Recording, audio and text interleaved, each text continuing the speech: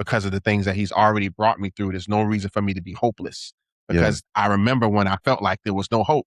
I remember being in the midst of things that didn't seem like it was going to ever end. I was going to get out of it. It was going to ever change.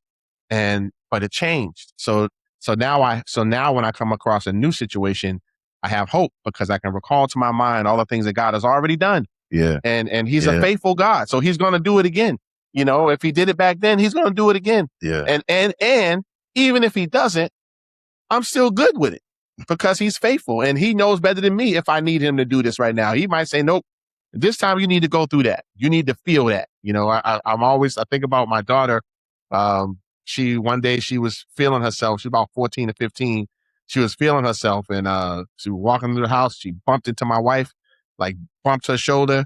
And my wife, that little Charlene that y'all see, that she grabbed my daughter, had her down on the ground. And my first instinct as a father was, ooh, let me stop this. But then I said, nope, she need to feel that. Let her feel that. Just get all knocked between the washer and dryer. Get all of that. Let her get all of that. And I just let him go. I let her go. And I said, because she needed to learn. So sometimes God does us that way. He's told us no. He's redirected us. He's given us opportunities to not do certain things, to learn and say, oh, you want to be hard-headed? Go ahead. Feel that. How that feel? You good? You learn your lesson? You need some more? My father did it to me. I remember challenging my dad. And that's what made it so funny when I watched my daughter. She reminds me of me so much. I challenged my dad. I never forget, I was 14. And I went up to my dad and said, all my uncles play fight with all my cousins. Like they always play and fight with their dads. They boxing, they teach them how to fight. He said, you don't never teach me nothing. Why? Is you a punk?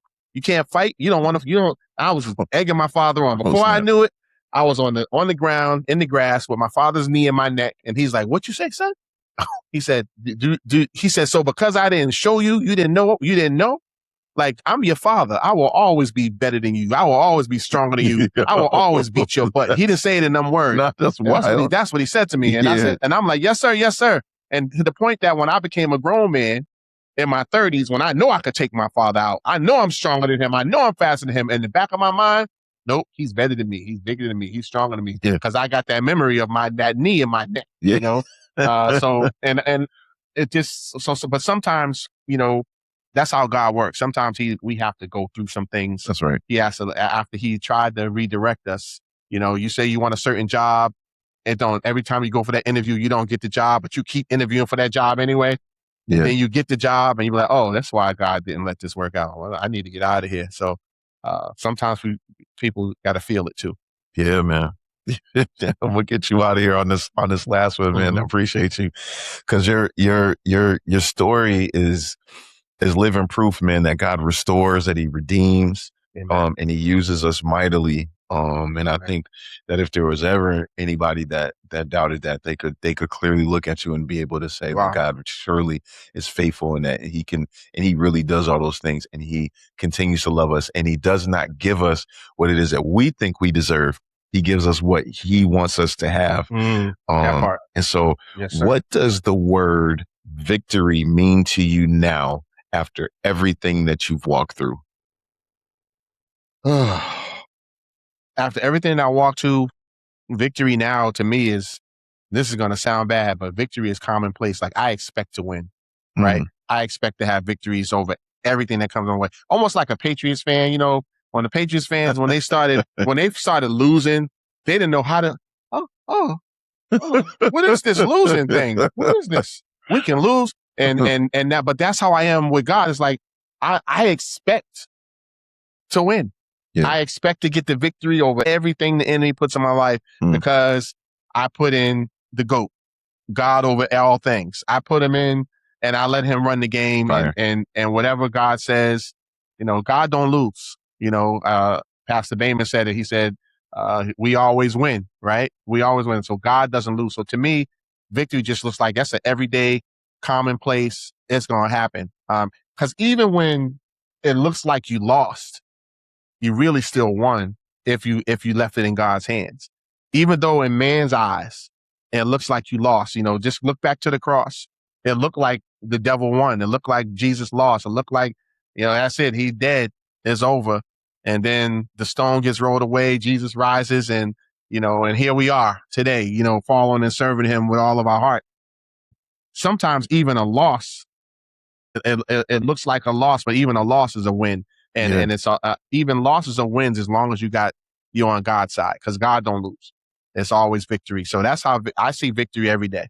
And I try to live my life that way. I'm more than a conqueror. I'm not a loser. I tell people I only took one L my whole life, and that was in my name. That's it.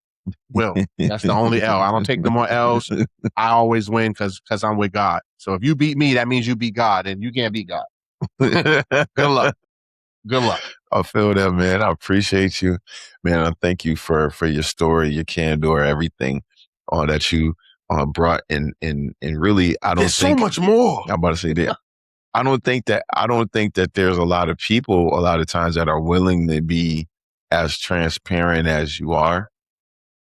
I can really appreciate just like the genuine way that you approach all the things that you do in this interview specifically, because there could have been ways for you to kind of shy away from the things that you were saying, but I appreciate that it was really real. And that's really the purpose of the show, is to be able to show people what the Lord will do in your life, regardless of where you are. You don't have to be defined by some of your, what we call nefarious actions. Right.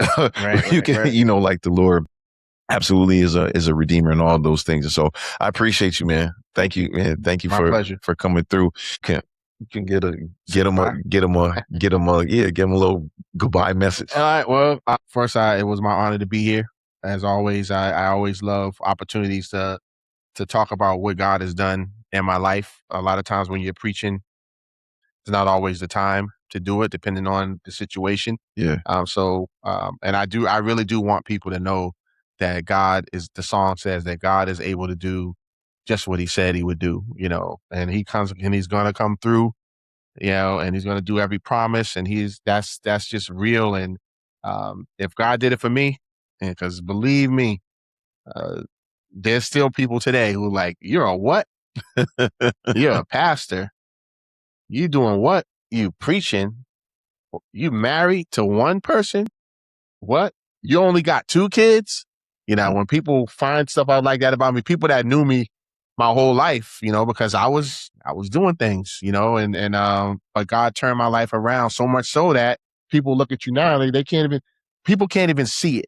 The only reason people know what they know about me now is because I tell it, unless they were there when it happened. But I'm so grateful the way God cleaned me up. So I just want to encourage people that are listening, don't be defined by the moment you're in right now. Don't stay stuck.